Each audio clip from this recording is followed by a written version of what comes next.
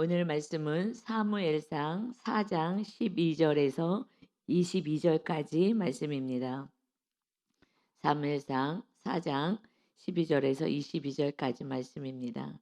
4장은 하나님께서 이스라엘과 그 제사장의 가문을 심판하시려는 그 심판이 선포되어서 이제 블레셋 그 사람들이 전쟁을 일으키고 그리고 쳐들어왔습니다.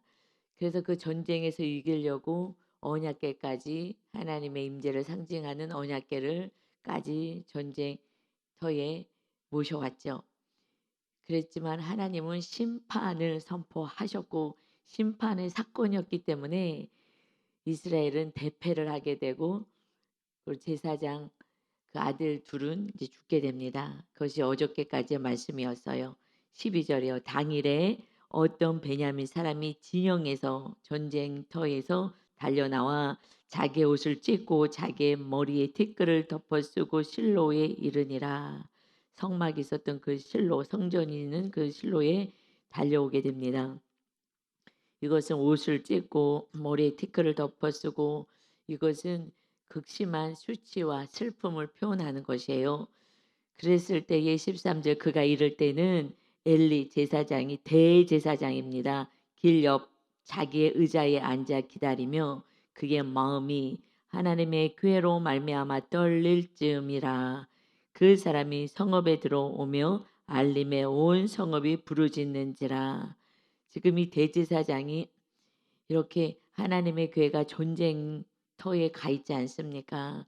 그러니 누구보다도 더 아는 그 지성소 이 언약궤가 있는 그곳에는 1년에 한 번 대속죄일 때만 들어가는 그러한 정말 그것도 온전히 거룩하게 하고 정말 온전히 거룩하고 1년에 한 번 대속죄일 때 온 백성의 죄를 사하기 위해서 들어가는 그곳에 그 언약궤를 전쟁터에 그 모시고 갔으니 이 대제사장은 이 언약궤가 얼마나 귀한 것인지를 알기 때문에 이것이 마음이 굉장히 불편한 거죠. 하나님의 꾀로 말미암아 떨릴 즈음이었다.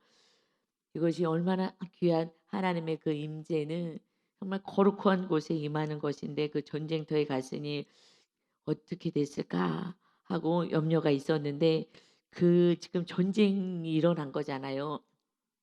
이 지금 이스라엘에 우리나라에 전쟁이 일어나고 블레셋이 그 철기 문화를 가지고 그 늘 괴롭혔던 그 블레셋이 또 그것도 지금 전쟁에서 지고 있는 그 상태에 있을 때 법궤를 모셔간 거기 때문에 성전에서 기도하는 것이 마땅할 것 같은데 엘리가 길 옆 자기의 의자에 앉아 있었다. 그냥 길가에 앉아서 있었다. 성전에서 하나님께 기도하고 해야 될 이 상황인데 그러니 지금 영적으로 정말 무지한 상태에서 그냥 마음이 힘들어. 아 이렇게 하면 안 되는데 뭐 이런 마음이 있으면 그냥 그 어기 현실에 묻혀 있지 않고 우리는 기도하는 자가 되어야 하는 줄 믿습니다. 그 기도는 회개로 갔어야 돼요. 하나님 잘못했습니다. 이 전쟁이 일어나서 이렇게 지금 언약궤가 전쟁터에 가 있고 그거 벌써 이미 4천 명이 죽었다고 하는데 하나님 도와주세요. 하나님 기도의 시작은 회개예요. 회개.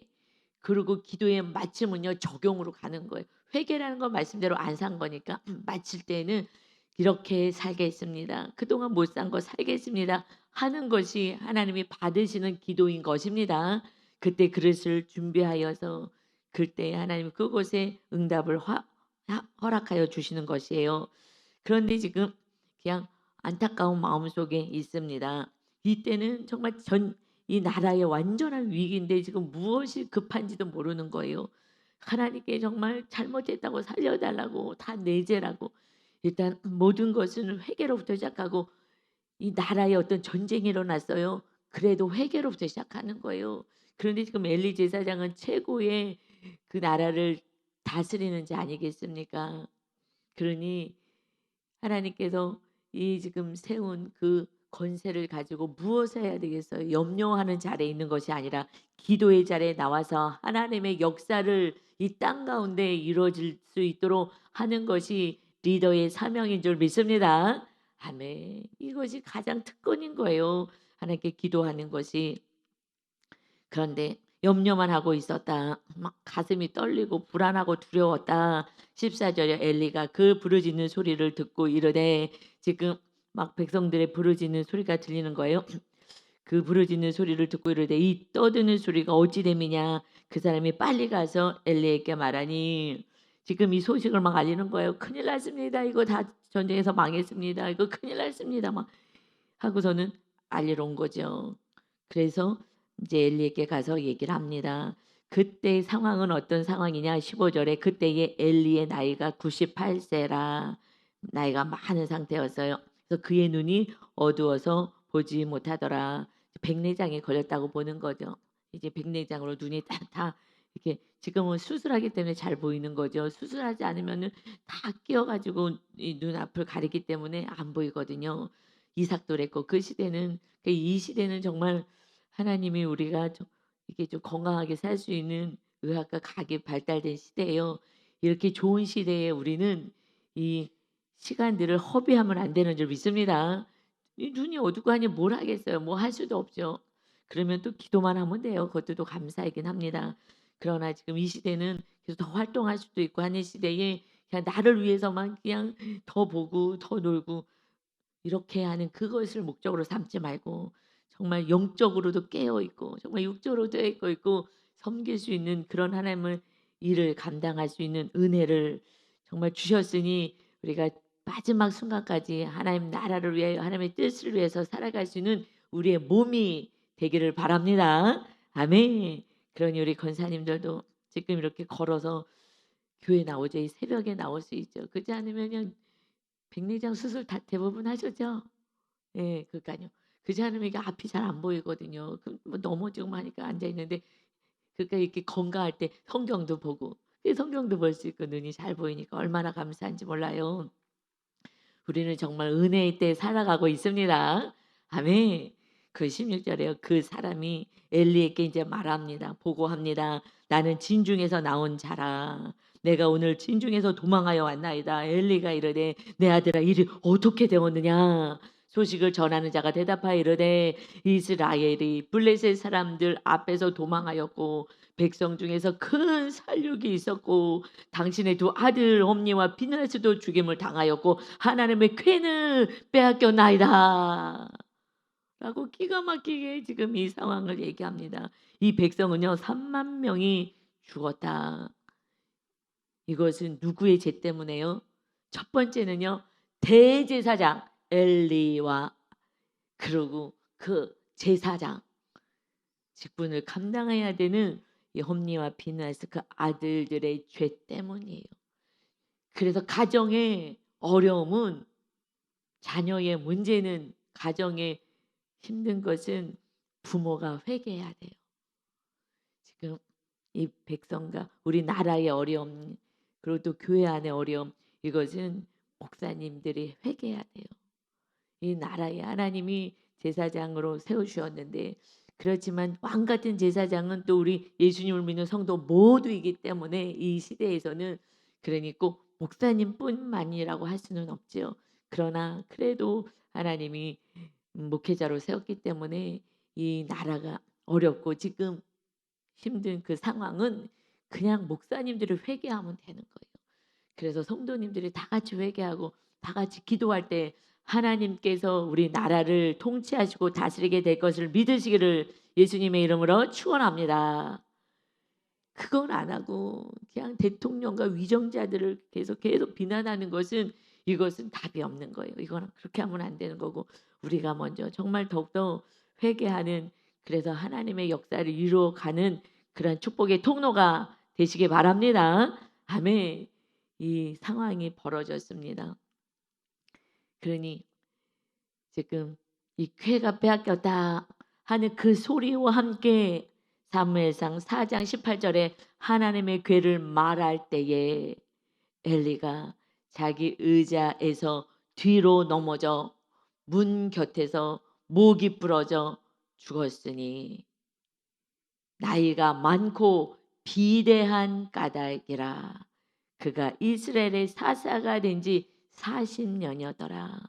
40년 동안 그 나라를 하나님이 잘 말씀으로 다스릴 수 있도록 잘 예배자로 하나님이 통치하는 하나님이 왕이 되어 다스리길 원하셨지만, 그러나 말씀대로 향하지 않고 그저 내가 하고 싶은 대로 그냥 비대하게 육을 부풀리는 데만 신경 쓰고 내 배를 채우는 데만 신경 쓰고 살고, 그 위기와 그 마지막의 위기 가운데에서도 그는 회개하지 않고, 그리고 성전에서 기도하지 않았어요.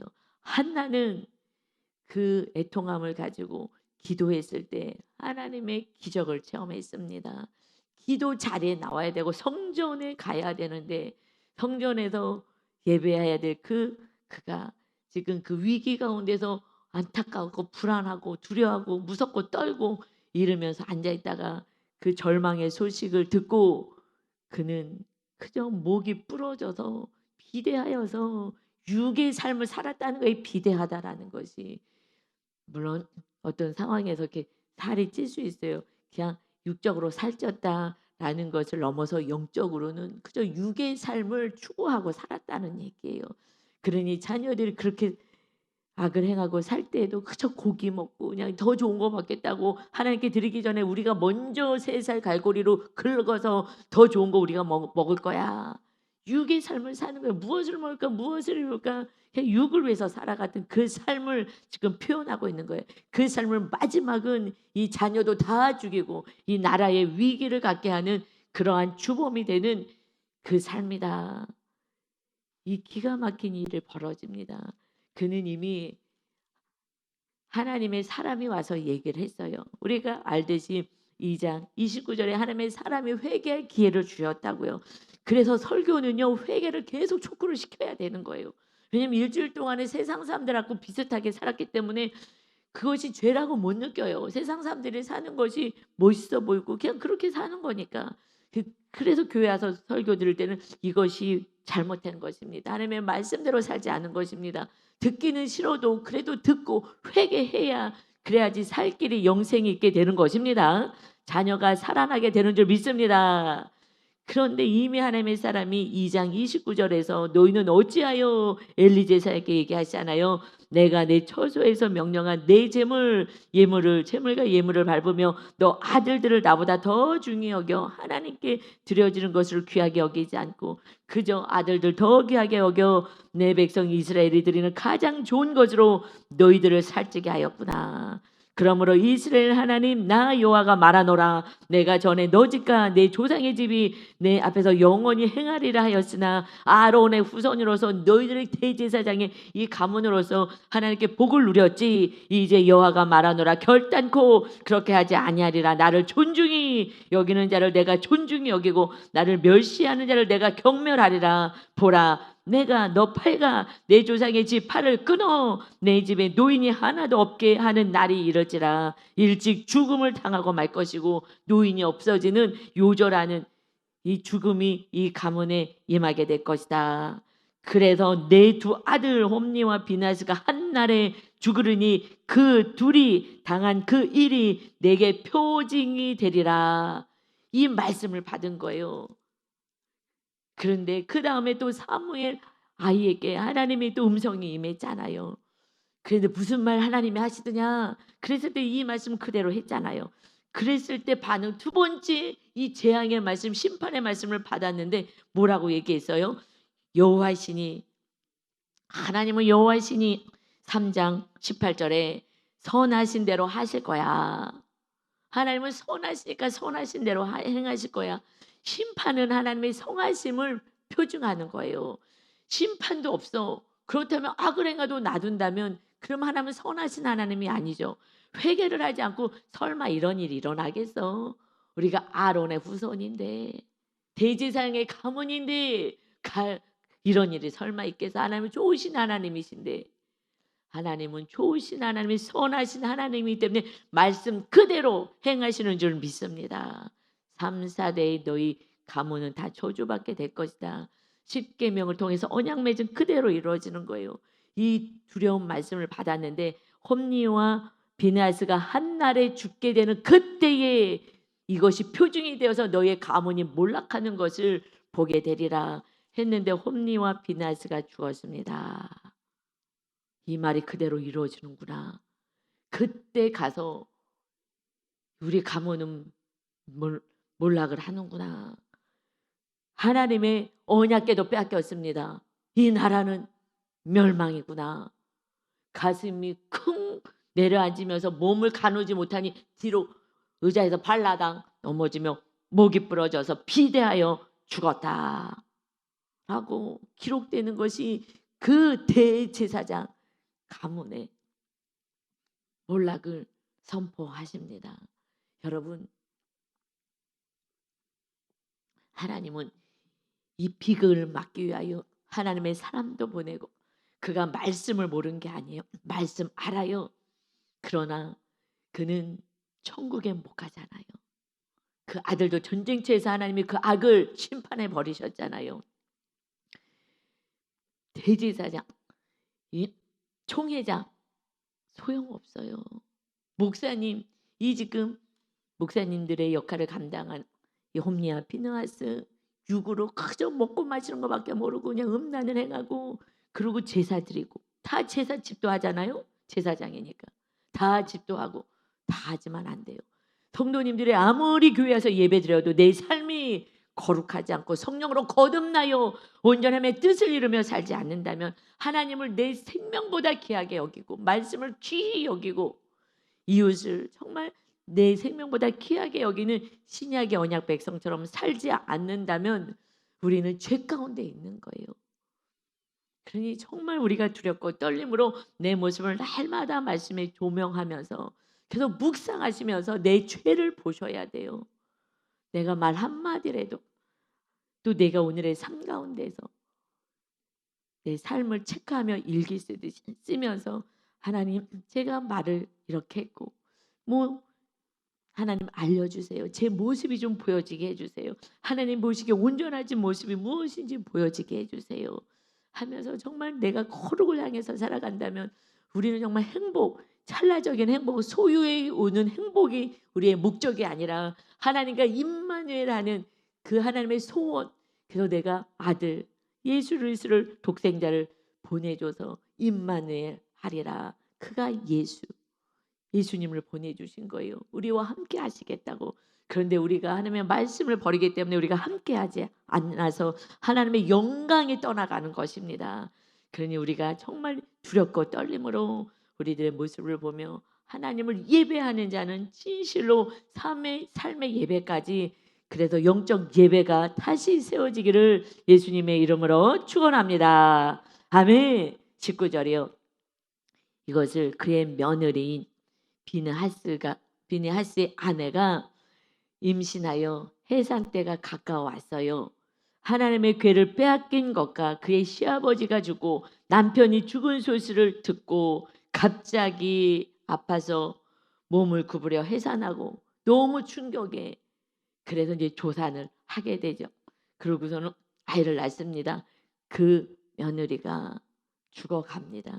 시아버지 죽고 남편 죽고, 그리고 이제 그 얼마나 축복의 가문이라고 했을 것인데 언약궤까지 빼앗기고 그랬을 때에 너무 충격에 아이를 이 조산하여 낳게 됩니다. 그러면서 죽어가요.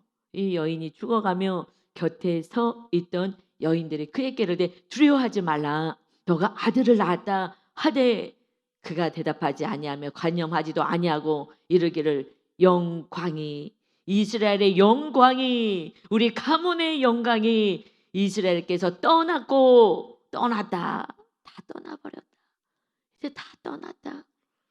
그러면서 아이의 이름을 이가봇이라 하였으니 하나님의 궤가 빼앗겼고 그의 시아버지와 남편이 죽었기 때문이며, 또 이르기를 하나님의 궤를 빼앗겼으므로 영광이 이스라엘에서 떠났다 하였더라.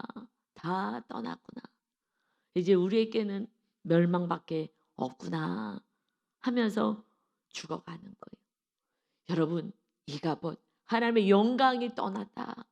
하나님은 떠나지 않습니다. 그들이 악을 행하며 하나님을 밀어내는 거예요. 하나님과 같이 있는 거 불편합니다. 하나님의 말씀대로 살고 싶지 않아요. 나는 내 뜻대로 살 거예요. 하나님을 밀어내 버린 거예요. 하나님은 떠나지 않아요. 우리가 떠나요. 그럼에도 불구하고 하나님은 하나님의 아들 독생자를 보내서 이 온 인류의 죄를 다 짊어지고 하나님의 영광이 나타나는 삶을 살려고 무엇을 먹든지 마시든지 하나님의 영광을 위하여 살아라. 이제 우리는 하나님의 영광을 드러내는 삶이 우리들의 삶의 목적이 되어야 하는 것입니다. 말씀대로만 산다면 하나님의 영광이 나타나요. 하나님의 기적도 나타나고 하나님의 은혜로 사는 것입니다. 그러나 이들이 정말 하나님의 말씀을 버렸어요. 이제 하나님 마음에 합한 자, 내 뜻을 다 이루는 자를 내가 세울 것이다. 그 시대의 사무엘이고 그 다음에 온전한 하나님의 뜻을 이루는 예수 그리스도. 예수님은 내가 내 뜻을 이루러 온 것이 아니라 하나님의 뜻을 이루러 왔노라. 우리가 이 땅에 예수님을 믿고 예수님이 우리의 주인이 되었다면, 주인이 바뀌었다면 주인은 너 뜻을 내려놔. 이제 하나님의 뜻을 이루며 살자. 하나님의 뜻은 구원인 줄 믿습니다. 사랑인 거예요, 여러분. 우리가 가장 아름다운 건 주님의 사랑이 이웃에게 흘러갈 수 있는 거예요. 그럴 때 구원의 역사가 일어납니다. 여러분, 내 모습을 보지 않는다면 우리는 육적인 사랑은요 상처를 줘요. 여러분, 육적인 사랑은요 상처를 줍니다. 왜냐하면 내가 기대를 하잖아요. 가족이기 때문에 자녀는 이렇게 기대를 해요. 그러니 이만큼 하라고 우리는 사랑을 줘도 온전하게 주지를 못해요. 이거 주면서 너 이렇게 하면은 내가 줄 거야. 뭐 하면 줄 거야. 주님은 죄인일 때 우리를 용서하고 사랑하러 오셨어요. 그런 사랑이 가족과 이웃에게 흘러가면 다 살아나요. 다 살아나요. 우리가 이 자연 만물도요. 사랑하면 다 정말 아름답게 피어나요. 원마트라고 있어요. 좀 저렴하게 파는 식자재 파는 그 마트가 있어요. 좋은 거는 갖다 놓지는 않은데 좀 저렴해서 저희가 그것을 이용하거든요. 그런데 가을쯤에 몇 개월 전에 갔더니 그 꽃을 나는 이렇게 한 가닥씩 심어가지고 마트에서 팔더라고요. 그래서 어떻게 여기 입수해서 좀 저렴하게 입수했는지 그걸 이렇게 한 무더기에 이렇게 놓고 파는 거예요. 그 목사님이 교회에다가 이거 꽃을 나는 그 앞에다가 이렇게 항상 놨었잖아요. 그래서 한동안 안 놨으니까 이거 좀 사가자고. 그래갖고 딱 2대를 하나에 10,000원씩 해가지고 굉장히 싸죠. 그래서 그거를 갖다가 심었어요. 그래서 목사님이 화분에다가 그걸 잘 심었는데 저는 속으로 야 저거 잘 가면 일주일 가겠다. 속으로 사실은 그러면서 그것을 2대를 이렇게 사가지고 이렇게 목사님이 심어서 그 앞에 성전 들어오는 데다가 놨어요. 근데 안 나온 것보다 이쁘더라고요. 그런데 그게 몇 개월 됐거든요. 근데 그대로 살아있는 거예요. 처음부터 그렇게 좀 부실하게 보이는 이게 꽃이 많지 않았어요. 뭐 10,000원짜리 뭐 그 마트에서 파는 게 뭐 어련하겠어요. 그랬는데 신기하다고 어떻게 이렇게 가지? 너무 오래 저는 아니까 너무 오래 가고 너무 신기한 거예요. 그래서 목사님이 잘 심었나 보다. 근데 정말 심으면서 심을 때도 그냥 심지 않고 물속에다가 그걸 먼저 담가서 뿌리가 물을 잘 받아서 뭐 어떻게 하고 뭐 하여튼 나름 정성을 다해서 심고 그리고 돌본 거예요. 그랬더니 이 난이 안 죽는 거예요. 그 마트에서 파는 그 부실한 그 난이 거기는 물도 안 주고 있어 가지고 우리가 사올 때 거의 말라 가지고 있었거든요. 그랬는데 꽃에 사랑을 주니까 꽃이요 죽질 않고 거기에 있는 거예요. 그랬는데 한 분이 이제 요번에 추수감사 주일이니까 "나는 너무 초라해 보여요. 저는 너무 초라한 것이 잘 살아서 막 기쁘고 야 기적이다." 막 이러고 저는 볼 때마다 막 사랑스러워서 "너 잘 살고 있다. 너 너무 이쁘다. 시들시들 비실비실해서 왔는데 너 어떻게 이렇게 이쁘게 잘 살고 있느냐." 너무 기쁜 거예요. 성도님들 올 때마다 없는 것보다는 이렇게 밝게 웃는 게 있으면 좋잖아요. 빨갛고 저렇게 이쁘게 나니. "너 너무 이쁘다." 근데 추수감사할 때 좋은 난을 갖다가 하나님께 해드리고 싶다고. 그래 가지고서는 이렇게 헌금을 하셨어요. 그래서 얘네들도 너무 예쁘지만 그 자리에 하나님께 영광 올려드리는 이쁜 이제 난이 오게 될 거예요. 할렐루야. 너무 감사했어요. 여러분, 그러니 그 비실비실한 제가 속으로 야, 그래서 내가 사지 말라고 하고 싶은 마음이 여기까지 오잖아요. 2만 원 또 버리는구나. 일주일 보고 또 버리는구나 싶지만 그래도 교회에다가 하고 싶어 갖고 그래도 그거 아껴 가지고 사시는 거니까. 그래서 그냥 입 다물자 그러고 놔뒀는데 꽃도 사랑을 주니까 살아납니다. 정말 지극히. 그런데 여러분, 사람은요 주님의 사랑만 들어가면요 다 살아나요. 건강도 회복되고요. 다 살아나는 것 같아요. 주님의 사랑이요 우리의 모든 세포를 다 살려요. 세포가 새로운 피조물이 되는 거예요. 모든 게 다 살아나는 거예요. 제가 알아요. 주님의 사랑이 제 안에 가득 들어오니 제가요 알겠어요. 그냥 세포도 살아나고 그냥 파릇파릇해지고 제가 좀 몸이 좀 약하게 태어났어요. 비실이로 태어났어요. 제가 그렇게 어렸을 때부터 비실비실 뭐 먹는 것도 제대로 많이 못 먹고 비실하거든요. 제가 인생에서 지금이 가장 건강한 때예요. 할렐루야. 건강해요. 제가 지금이. 그래갖고 뭐 피곤하지도 않고 잠을 조금 자도 지금이 제가 인생에서 제일 정말 건강할 때 제가 젊었을 때는요. 제가 아이들 돌보는 그 일을 할 때 그때는요. 365일 감기를 걸렸어요. 지금은요. 몇 년째 거의 감기를 안 걸려요. 주님의 사랑은 다 회복하는구나. 전에는 잠도 좀 잘 못 잤어요. 그런데 제가 정말 지성소의 영성으로 주님의 사랑에 가득 채워지니 지금은 그냥 잠도 잘 자고 그냥 사랑도 넘치고 그러니 제가 천국을 누리는 거예요. 이것을 우리 사랑하는 우리 성도님들에게 어떻게 여기까지 올 수 있는지 제가 먼저 정말 은혜로 이 길을 걸어가고 있으니 여러분도 잘 따라오셔서 정말 심령이 감사와 기쁨이 넘치고 주님의 사랑이 흘러가서 살리는 자 먼저 내가 모든 세포부터 다 새로운 피조물로 다 살아나서 그리고 이웃도 살리는 축복의 통로가 다 되시기를 예수 그리스도의 이름으로 축원합니다. 아멘. 아버지 감사합니다. 주님의 그 한량없는 사랑, 하나님의 그 한량없는 사랑, 이 세상을 창조하시며 너희가 오직 사랑으로 다스려라.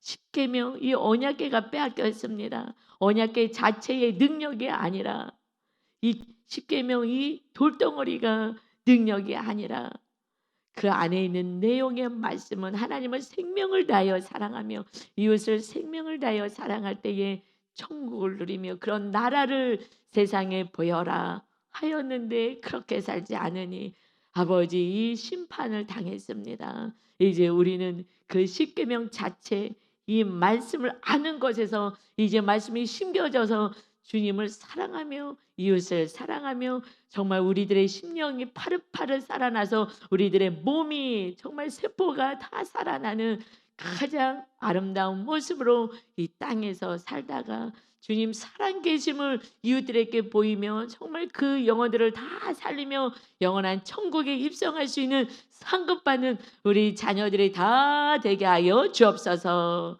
우리에게 생명을 주시고 사랑을 주시고 영생을 주신 주님과 우리 하나님 아버지를 찬양하며 예수 그리스도의 이름으로 기도 올리옵나이다. 아멘.